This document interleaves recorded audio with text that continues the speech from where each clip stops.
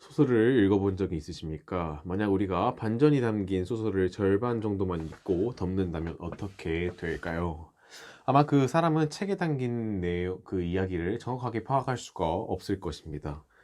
미국의 유명한 추리소설 작가인 시드니 셀더는 인생을 책에 비유하며 이런 말을 남겼습니다.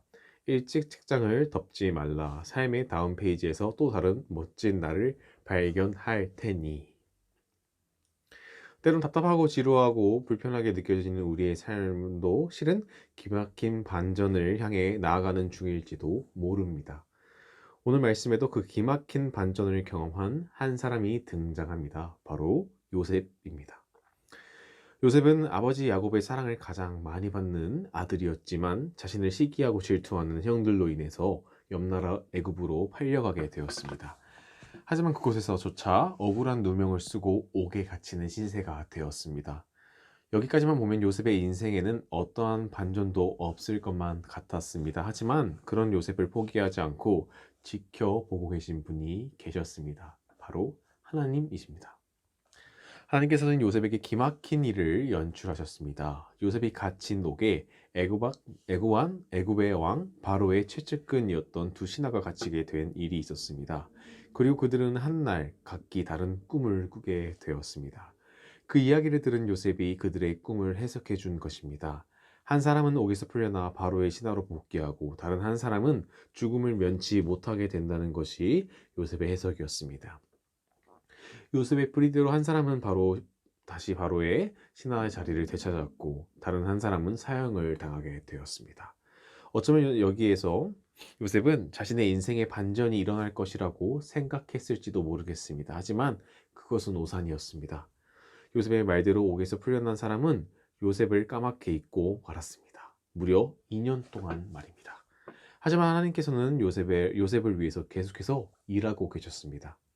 어느 날 바로는 꿈을 꾸게 되었습니다. 강가에 아름답고 살찐 암소 7마리가 있었는데 이때 이내 깡마른 암소 7마리가 나타나서 살찐 암소를 잡아먹는 꿈이었습니다.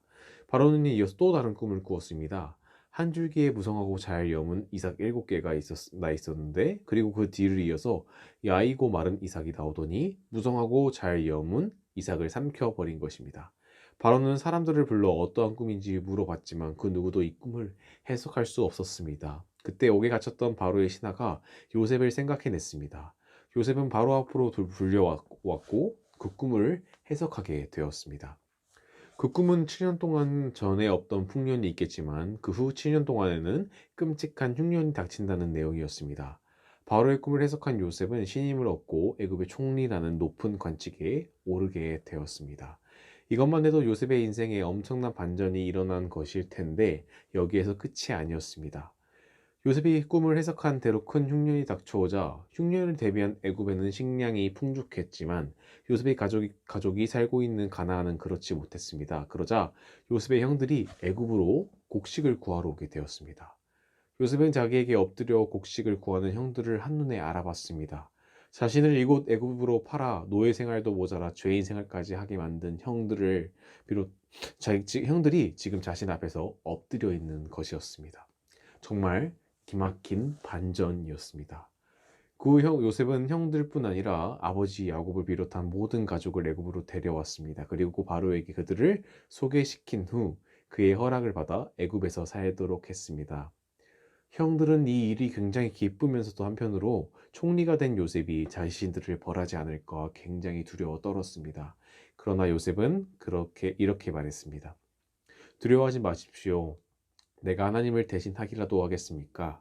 형님들은 나를 해치려고 하였지만 하나님은 오히려 그것을 선하게 바꾸셔서 오늘과 같이 수많은 사람의 생명을 구원하셨습니다. 요셉은 형들을 용서하고 형들과 모든 가족들을 돌보기로 약속했습니다. 오늘 말씀에서 하나님께서는 요셉의 삶을 통해 아주 오래된 약속을 이루어 주셨습니다. 그 결말을 모른 채 많은 고난과 어려움을 겪은 요셉은 얼마나 힘들었을까요? 하지만 그는 그 모든 고난을 이겨내고 하나님께서 준비하신 반전의 기쁨을 누렸습니다. 하나님의 약속의 통로가 된 요셉은 어떠한 사람이었을까요? 요셉은 하나님께서 맡기신 일이라면 무엇이든지 성실하게 임했습니다. 억울하고 답답하고 이해할 수 없는 일을 겪으면서도 단 한 번도 하나님께 불평하거나 한탄하지 않았습니다. 어떠한 상황에서도 하나님의 능력과 계획을 믿고 성실하게 살아갔습니다. 또한 요셉은 자신의 뜻보다 하나님의 뜻을 따랐습니다. 총리가 되어 다시 만나게 된 형제들에게 화를 내지 않고 그들을 위로했습니다.